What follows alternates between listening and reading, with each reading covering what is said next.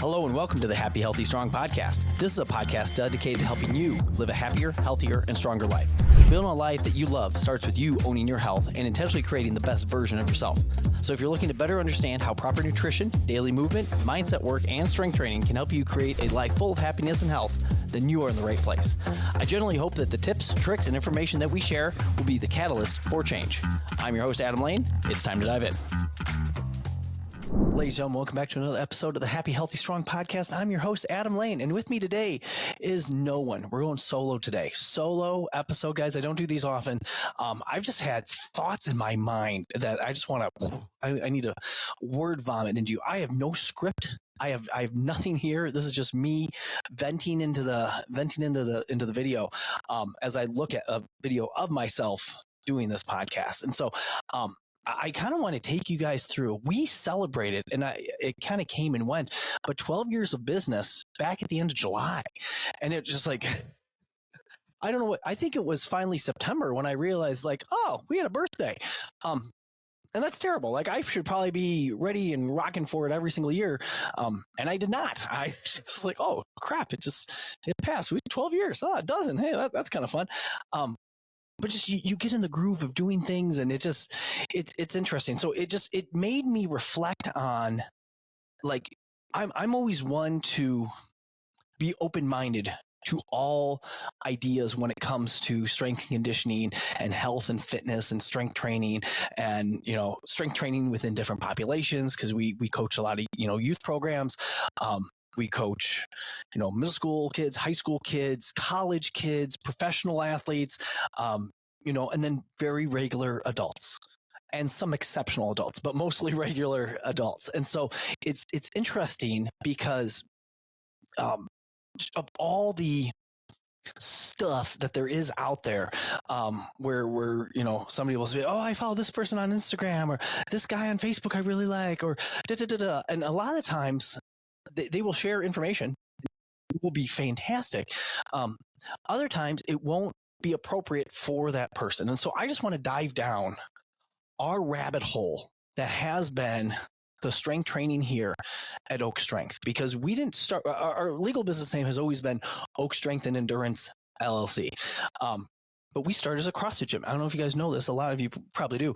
We started as a CrossFit gym in 2012. We were CrossFit Roscoe because we were in Roscoe, and CrossFit was cool. And it was a cool thing to do. And I had done it myself. I had been doing triathlon at a pretty decently high level. I had lifted before, especially with doing football, basketball, and baseball back in the day. I was not a stranger to the weight room. I liked lifting weights, but then when I fell into this cardio heavy, endurance heavy sport of triathlon, I had less time to do the weightlifting thing. And so when I found CrossFit over at CrossFit Rockford, with Dan Colson back in the day, it was really the reason why we're here right now. I absolutely loved it. It made strength training competitive. Not that it wasn't already competitive, because you could be like, how much do you have on the bar? But like it gave me a benchline, different workouts in different ways, and somebody might beat me in some workout one way, but I might beat them in a different way. And I thought it was super cool. But I was also 20 something, and you can do a lot of cool things when you're 20 something. And so as we started the gym, we started it very CrossFit-y, very random, if you will, with the training. Very like, random is a pretty good word. Sporadic, if you will. We just did a bunch of like, oh, we haven't deadlifted in a while, let's throw in a deadlift. Or, we haven't push pressed in a while, let's throw in a push press. And what really stinks? 1 billion wall balls. Let's do those. And then you'd limp out the next day sore, and you'd be like, wow, I really did something good. And that's fine. You want to feel sore. I have no issue with that. But then we'd come back, and by doing this for a little while, you would get better at it. You would repeat some different workouts and be like, oh, this time is coming down. This strength is going up. But what we'd find is that within 6 to 9 months, people would just kind of plateau out. Maybe a year, kind of plateau out. And so like the same weights they were squatting, after being with us for 2 years, were the same weights they were squatting after 3 years, which is the same weights they were squatting after 4 years. And they just kind of kind of leveled out. Now, again, we're training regular adults here, regular average adults. And we started with it. At some point, guys, we were starting with, I was doing the programming. It was, again, sporadic and random. We jumped into some like CrossFit Invictus programming out of San Diego. They posted their stuff online every day. And we're like, oh, we'll just do this. And it was fun. It was fun. I'm not saying it was overly effective, but it was fun because well, here, let me keep going. And at some point, we started paying for our programming. And so different groups, we did Jason Brown for a while. We did Level Method for a while. I can't think of who else we did for a while. We've had a couple through the years and whatnot. And it just, hey, we would do whatever program came. Now, the issue ends up being is that different people would come on different days. And so you have a 6-day week program, Monday through Saturday, and I come Monday, Wednesday, Friday, and somebody else comes Tuesday, Thursday, Saturday. You're getting different workouts here. You're getting different deals, different stimuluses. So my point being is that after years on years on years of this, I just saw too many people just plateauing out. Like they just wouldn't get better. They'd get better from where they started. They'd come in at ground zero, and then they'd go up to, it depends how athletic they were. I'll shout him out right now. Matt King, who owns Main Street Meats, big, strong, athletic, played football back in the day, lifted weights a lot. He got better in a hurry, in my humble opinion, Matt. Shout out to you. And I feel like he got better in a hurry because he was already so athletic to begin with. And you look at like the CrossFit Games athletes and stuff like that. Rich Froning played collegiate baseball. Amy Thor's daughter, was this high level gymnast until she kind of got too tall.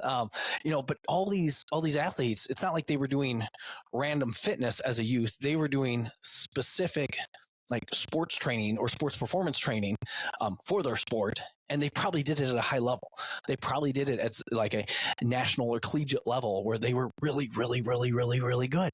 And so then what we would find with our less athletic people, if you're coming in with a baseline of 0, you haven't worked out in a long time, people would come in, we'd hit them with a CrossFit workout, just through air quotes there, guys. And often it would kick the tar out of them. And we lost people, and that sucked. Like people that were excited, they wanted to make a life change. They're ready to go. They're ready to get after it. We're ready to turn the page. We're ready. I'm overweight. I don't feel good. I got a bad doctor's report. And then we just kicked the tar out of them with a workout that was not appropriate for them. Why? Because that's what was written on the computer today, or that's what was on the whiteboard today. And gosh, looking back on that, I don't know. You don't know what you don't know. And it's interesting now, fast forwarding, because back in June, I took over our adult programming and just because we needed to. Like I should have done this 12 years ago, but I didn't. But I took it over and like, this needs to be ours. This needs to be Oak. This needs to work for somebody who's been in the weight room for 10 years, 20 years. We have members with us who have been with us 12 years. Rachel Erickson. Deb and Mark have been here for, 10, 11, something like that. Long time. Holy cow. Like we need to find training for them that's going to fit them, that's going to help them, that's going to get them better, along with the new person that comes in, down the street, or the new person that comes in tomorrow or the day after or something like that. And we didn't have that. And I don't know why I waited so long to do it. Like I enjoy programming. I struggle with how long it takes to do it well. And it really takes a long time to do it well. Like I'm laying things out on whiteboards and looking at this and here's the cycle and and it just takes a long time. And when I first started doing it, it didn't take that long because I just randomly did, let's do this. We'll do 30 of these and 20 of these and 10 of those. Let's back squat again, and it's it was just more the thought of like, how can I make people suffer? And it's probably as I've gotten older type of thing. Hey, I'm 45 years old now. And just to do things. I mean, it can work for a period of time, but if you just do random to do random, it doesn't get any better. And so I'm pretty proud of right now and this is not like a Adam tooting my horn podcast, but I just want you to know, it was 12 years of me screwing it up.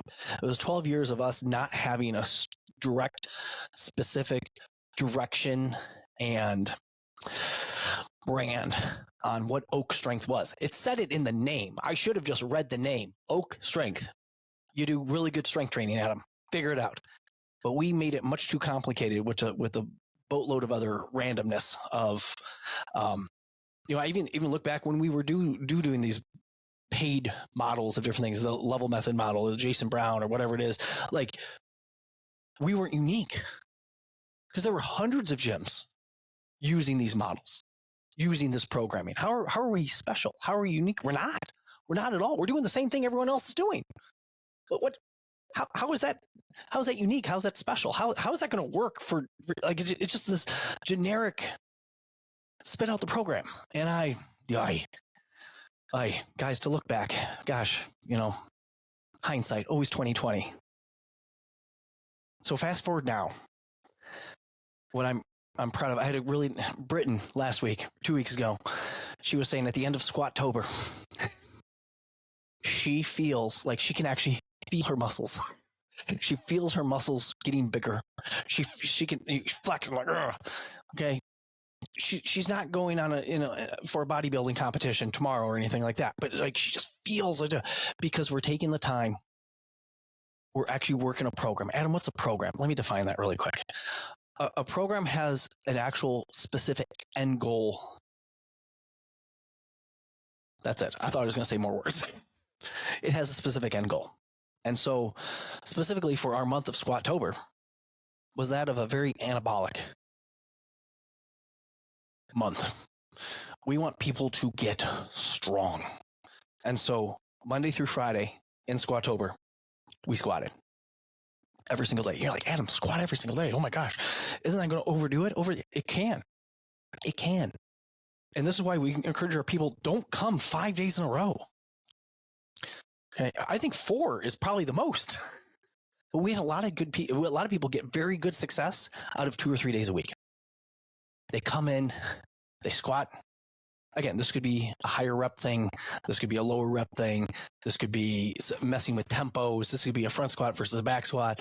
A lot of creativity that we can hit with this. And so, and then we throw other big compound movements with Squattober because we want this big anabolic response. We want our people to be remarkably stronger by the end of Squattober versus the very, very beginning of Squattober. Okay. Bench press, deadlift, heavy rows, et cetera, et cetera. And that's what we did. And it was so much fun. Coach Sam was telling me, just, again, we don't chase PRs. We don't chase, hey, a little more weight on the bar, a little bit more. You got this. Let's go. But we do want to challenge ourselves. And so I call them a heavy single versus a max out. I'm not going to max out anymore in my life. There's no need. I just don't want to. I don't want to. I've tweaked my back a couple times doing things. I don't know if you've tweaked your back. I've tweaked my back a couple times doing things. And it just, that time that it takes for me to get back is not worth it. It's just not worth it. I have too many things to do. Okay, I'm too active doing too many things, and not just like I'm this amazing athlete, because that's not the case at all. But like, I don't know about this as you guys, if you're a parent, you're like, I'm helping with my kids' wrestling practices, and trying to like, if I have a back issue and I can't get on the mat and show a kid how to I'm kind of failing. And so I want to take care of that. So to hit a heavy single, yes. To max out, no. And so it was fun for Sam at, finishing the end of the cycle, because he listened to a lot of people complain, squatting. Oh my gosh, we're squatting again. Because that's part of it, which I get, but to actually see the result at the end of people who have never squatted, who PR and who are really, really, really doing well. Not even trying, not even pushing the envelope, but they got better because we focused, we kept the goal and we got better. And it was really, really, really fun to watch. Okay. For us now, the way this will cycle through is that now that we got super strong through this month of Squattober and we turn the page, now we're going to use the strength, because most of the strength was very sagittal plane, very straight up, straight down. Which is most like bilateral strength, which is good. However, you walk and you take a foot off the ground, you go downstairs, you go upstairs, you turn left, you turn right. So a lot of things that we put in a little bit more of a performance category. And so that's what this month of November is. Okay. Where we're doing more performance training. Now, what does this mean for middle-aged adults? Okay. Performance training, okay, consists of throwing med balls against the wall and getting that rotational power hard. Okay. It consists of working landmines and, doing a single arm this or even a double arm, rotation. It consists of, rear foot elevated split squats, but doing like some awkward loading stuff and taking the strength. Cause now that you're strong, okay, now we're going to challenge that strength. Okay. And turn it into something a little bit more athletic. Okay. We have our adults this month jumping and landing. Okay. We're doing like multiple hops. Okay. We're having them do drops off boxes and just catch themselves. Because my worry is, I don't know if you've done this, you misjudge this, you miscount the steps. We live in a tri-level, and there have been a couple times, there's 6 steps going up and down. Okay. Just there have been a couple times I have struggled counting to 6, and all of a sudden I hit 5 and I think I'm on the ground, but no, I'm not. I take that big extra step and I catch myself and, I almost die, but I don't. Thank God. But I don't know if you've had that. Typically I'm carrying the laundry basket, because I'm always doing laundry at home. Always doing laundry. Not true. But sometimes I've done laundry. But I don't want somebody to blow an Achilles because they haven't, ever absorbed that force piece, that month. And so we're working on, or that time. So during this month of November, we're really working on taking this strength and transforming it into more of a performance realm. So not so you can go out, and dominate, the football field, but if you did play pickleball, or if you did play, pickup league basketball or something like that, you should get better at these things. Again, now that we built this strength base, going into December for us is going to be dead December. We're going to be doing a lot of dead lifting, a lot of hinging work. Okay. But make it a little bit more because October is very, very anabolic. These big heavy weights, big compound movements. Into December is going to be a little bit more focused, one, on this big, hinge movement of the deadlift, which is so important for people. And I feel like too often people cop out and just go to the trap bar, which the trap bar deadlift is a great lift. I love the trap bar deadlift. However, you don't get that hinge pattern. Okay. Just like you have something in front of you and you bend over in which to pick it up. It's not surrounding you like the trap bar. It's in front of you and you have to hinge. You have to put your butt back and your back has to get flat and you pick it up and blah, blah, blah, blah, blah. And so to actually rock out a straight bar deadlift really, really well, or to do some nice RDLs or a trap bar deadlift with high handles or maybe with low handles or, but then surrounding all that, we're going to throw in a lot of aesthetic work. Okay, a lot of, dare I say, bodybuilding work, but a lot of that bodybuilding stuff, doing, I did a sweet little circuit today of some deficit with the pirouettes, push-ups, into just some very simple, dumbbell hammer curls into some tricep extensions. And it was easy. It was easy. I just did that super little circuit, for 15 minutes and blew my arms up, and my elbows feel great. Okay. Shoulders feel good because I got a little extra stretch through the thing. I didn't kill myself and I feel good. Muscles feel good. I feel like I worked out, I just, I want to get home tonight, and flex for my wife because that will do nothing. But but I want to, and it'd be good there. So it just, guys, I think the big piece of training is that you always, again, you just have to have a goal with what it is that you're doing. And if our goal for the first 12 years was do this workout as fast as you can. And there are times where we ask our people to go very fast and hard. Okay. We came off a VO2 max month in which we did a lot of bike sprints, You remember this, friends, a lot of bike sprints. But what happened by the end of that month? Your ticker was feeling good. Your heart was feeling good. Okay. Your VO2 max went up when we did that road test because you worked at it and you got better and you focused at it. Now, here's the thing. We can't focus on everything all the time or you won't get better. You will plateau out. Okay. So like the Squattober numbers that people are hitting at the end of October, okay, come January, they're going to be down a little bit. Okay. Now, ideally, probably not down to where they were when they started. Okay. But they'll drop a little bit. So if you don't focus, but you can't just keep pounding. That's why it's so hard to be a power lifter, because you just do the 3 lifts and you do them over and over and over and over. Okay. And there are safe ways to do it. I'm not saying there aren't. There are. But 12 months a year, it's squat, deadlift, bench. And that's a lot of your program, and you do it over and you do it over and you do it over and you do it over. And it becomes monotonous and And when you try to train a little bit more full body, you can focus on big lifts here, more explosive work here, jumping, landing, body weight stuff here, rotational stuff here. But it's, I guess, guys, at the end of the day, this podcast is going longer than I wanted to, because who thought I could just talk to myself for 20 minutes? I'm succeeding. At the end of the day, you have to have a goal and you have to have a focus within the program. And I will tell you, it is very challenging to create a program when you don't know when people are coming. So again, when somebody comes Tuesday, Thursday, and somebody else comes Monday, Wednesday, Friday, it's tough. Like, somebody might just hit a bad streak and they'll go 3 weeks and like, I haven't back squatted. And be like, what do you mean? We've back squatted every week. And they're like, oh, well, I don't come on Mondays. And be like, oh, geez. But somebody else might be like, oh man, I haven't done this med ball, rotational thing. Like, what do you mean you haven't done it? Well, I missed, whatever it is. That's the challenge part. So my last shtick here is that we really, really encourage. I think the biggest thing is, I don't care. Rachel Erickson was on podcast a few weeks ago, and Rachel's thing, she's like, I just try to be consistent, and she's like, not every week is she going to get her 3 or 4 days in, but if she gets 1 day, that's better than none.